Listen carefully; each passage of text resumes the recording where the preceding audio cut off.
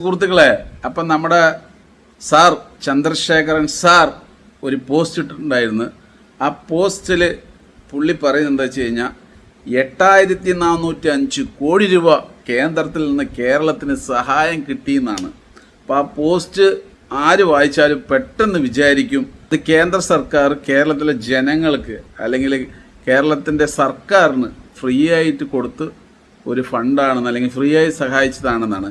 എന്തായാലും അതിൻ്റെ സത്യാവസ്ഥ എന്താണെന്നുള്ളത് നമുക്ക് നോക്കാമല്ലോ. കാരണം അങ്ങേരുടെ കമൻറ്റ് ബോക്സിൽ ഒരുപാട് ആൾക്കാർക്ക് കേരളത്തിന് ഇത്രയും സഹായിച്ചിട്ട് നന്ദിയില്ല എന്നുള്ള രീതിയിലൊക്കെ കമൻ്റ് അടിച്ച്. അപ്പോൾ തീർച്ചയായിട്ടും നമുക്കതിൻ്റെ സത്യം എന്താണെന്നുള്ളത് ജെമിനിയോട് ചോദിക്കാം. ഓൾറെഡി ഞാൻ ചോദിച്ചു വെച്ചിട്ടുണ്ട്, നിങ്ങളൊന്ന് കേൾക്കുക. ഈ പോസ്റ്ററിലെ വിവരങ്ങളെ കുറിച്ചുള്ള യാഥാർത്ഥ്യം താഴെ പറയുന്ന പ്രകാരമാണ്. ഇതിൽ പറയുന്ന 8405 കോടി രൂപ കേരളത്തിന് കേന്ദ്ര സർക്കാർ വെറുതെ തന്ന ഒരു ധനസഹായമല്ല, ഗ്രാന്റ് ഫ്രീ ഫണ്ട്. ഇത് കേന്ദ്ര സർക്കാരിന്റെ വിവിധ പദ്ധതികൾ പ്രകാരം പ്രധാനമായും മുദ്ര ലോൺ മൈൻസ്, മുദ്ര ലോൺ, PMEGP പോലുള്ള സ്വയം തൊഴിൽ വായ്പാ പദ്ധതികൾ വഴി കേരളത്തിലെ 5.5 ലക്ഷത്തിലധികം വരുന്ന സംരംഭകർക്ക് ബാങ്കുകൾ വഴി അനുവദിച്ച വായ്പകളുടെ ലോൺസ് ആകെ. ഇത്തരം പദ്ധതികളുടെ സത്യാവസ്ഥ എന്താണെന്ന് വെച്ചാൽ, ഒന്ന്, ഇത് തിരിച്ചടയ്ക്കേണ്ട വായ്പയാണ്. ഈ തുക കേന്ദ്ര സർക്കാർ സൗജന്യമായി നൽകിയതല്ല. സംരംഭങ്ങൾ തുടങ്ങാൻ താല്പര്യമുള്ള സാധാരണക്കാരായ ആളുകൾ ബാങ്കുകളിൽ നിന്ന് കൃത്യമായ നിബന്ധനകളോടെ എടുത്ത വായ്പയാണ്. ഇത് പലിശ സഹിതം ബാങ്കുകളിലേക്ക് തിരിച്ചടയ്ക്കേണ്ടതുണ്ട്. 2, കേന്ദ്രത്തിന്റെ പങ്ക്. ഈ പദ്ധതികളിൽ കേന്ദ്ര സർക്കാർ ചെയ്യുന്നത് വായ്പകൾക്ക് ആവശ്യമായ ഗ്യാരണ്ടിയോ ക്രെഡിറ്റ് ഗ്യാരണ്ടി അല്ലെങ്കിൽ പദ്ധതിയുടെ സ്വഭാവം അനുസരിച്ച് ചെറിയ ശതമാനം സബ്സിഡി നൽകുക മാത്രമാണ്.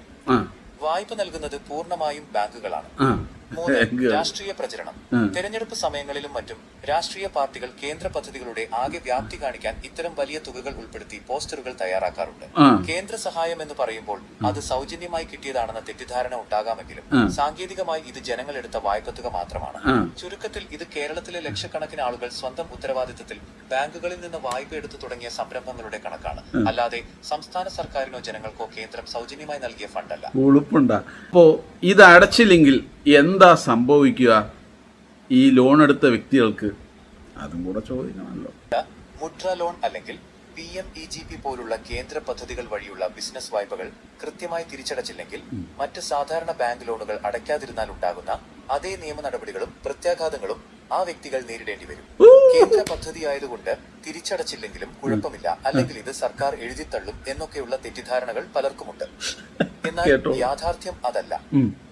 ലോൺ അടവ് മുടങ്ങിയാൽ സംഭവിക്കുന്നത് ഇവയൊക്കെയാണ്. 1, സിബിൽ സ്കോർ CIBIL സ്കോർ തകരും. ലോൺ അടവ് മുടങ്ങുന്ന ആദ്യ ഘട്ടത്തിൽ തന്നെ ബാങ്കുകൾ അത് ക്രെഡിറ്റ് ബ്യൂറോകളെ അറിയിക്കും. ഇതോടെ വ്യക്തിയുടെ സിബിൽ സ്കോർ കുത്തനെ താഴേക്ക് പോകും.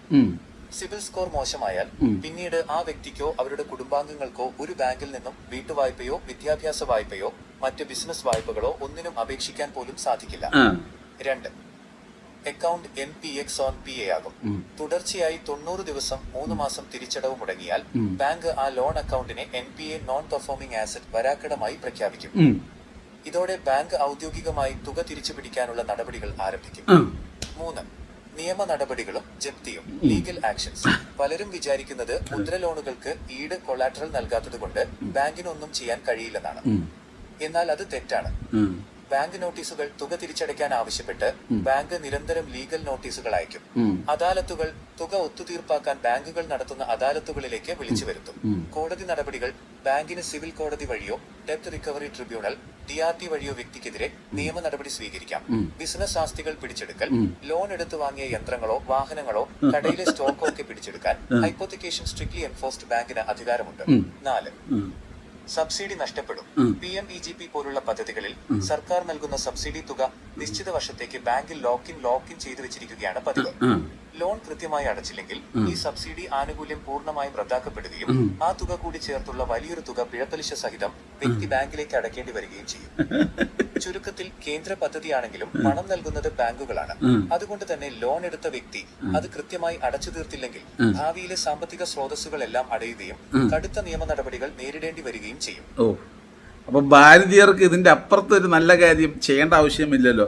പിന്നെ പ്രത്യേകിച്ച് എനിക്ക് പറയാനുള്ളത്, നിങ്ങൾ ഏത് രീതിയിൽ ലോൺ എടുത്താലും ഇവിടെ കൃത്യമായിട്ട് പലിശയും കൊടുക്കണം. അതുപോലെ തന്നെ നിങ്ങൾ അടച്ചില്ലെങ്കിൽ നിയമ നടപടികളും നേരിടേണ്ടി വരും. പിന്നെ പല സംസ്ഥാനത്തിലും ഇങ്ങനെ ബിസിനസ് ചെയ്യുന്നുണ്ട്, ഏത് പലിശയ്ക്ക് വിട്ടിട്ട്. അതൊരു സഹായമാണെന്ന രീതിയിൽ പല ഭാരതപുത്രന്മാരും പോസ്റ്റ് ഇട്ടുകൊണ്ടിരിക്കുകയാണ്. അതൊക്കെ പക്ക ബിസിനസ്സാണ്.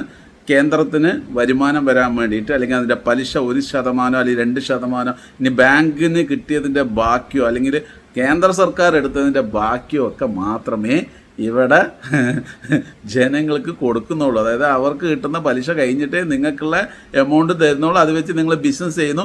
നിങ്ങൾ ഏതെങ്കിലും രീതിയിൽ അടവ് തെറ്റിച്ച് കഴിഞ്ഞാൽ നിങ്ങൾക്ക് ടെട്ടിൻ്റെ പണിയും കിട്ടും. അപ്പോൾ പ്രിയ സുഹൃത്തുക്കളെ, നമ്മുടെ ഭാരതപുത്രൻ ഇട്ട പോസ്റ്റ് എന്താണെന്ന് വെച്ച് കഴിഞ്ഞാൽ കേരളത്തിന് ഒരുപാട് ധനസഹായം കൊടുത്തു എന്നുള്ളതാണ്. ആ സഹായത്തിൻ്റെ സത്യം എന്താണെന്നുള്ളതാണ് ഞാനിപ്പോൾ പറഞ്ഞ്. ഇനി നിങ്ങൾ ബുദ്ധി ഉണ്ടെങ്കിൽ കറക്റ്റായിട്ട് കമൻറ്റ് ചെയ്യുക.